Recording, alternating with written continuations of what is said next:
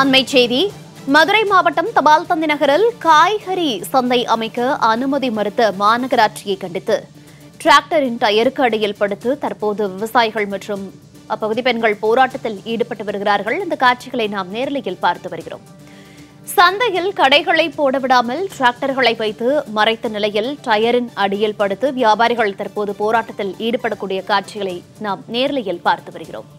அமைச்சர் மூர்த்தியின் தூண்டுதலின் பெயரால் தங்களை வெளியேற்றுவதாக வியாபாரிகள் குற்றச்சாட்டை முன்வைத்து தற்போது இந்த போராட்டத்தில் ஈடுபட்டு வருகிறார்கள்.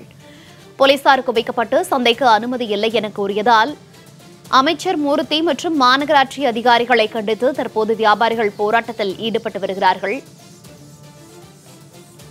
விவரங்களோடு செய்தியாளர் சல்மான் இணைப்பில் இருக்கிறார். சல்மான், வணக்கம். தற்போது மதுரையில் தபால் தந்தி நகரில் காய்கறி சந்தை அமைக்கக்கூடாது என்று மாநகராட்சி அதிகாரிகள் உத்தரவிட்டதை அடுத்து தற்போது அங்கு வியாபாரிகள் போராட்டத்தில் ஈடுபட்டு வருகிறார்கள். அங்கு என்ன மாதிரியான ஒரு சூழல் காணப்படுகிறது? துறை சார்ந்த அதிகாரிகள் பேச்சுவார்த்தையில் ஈடுபட்டிருக்கிறார்களா?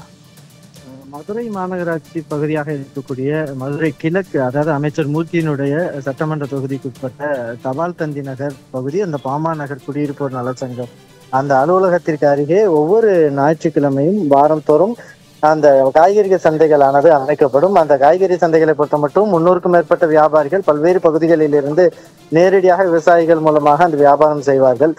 இந்த நிலையில்தான் கடந்த 2024ஆம் ஆண்டு இந்த தபால் தந்தி பாமாநகர் பகுதியில் உள்ள காய்கறி சந்தையை மாற்று இடத்திற்கு அமைப்பதாக கூறி தீர்மானமானது நிறைவேற்றப்பட்டது.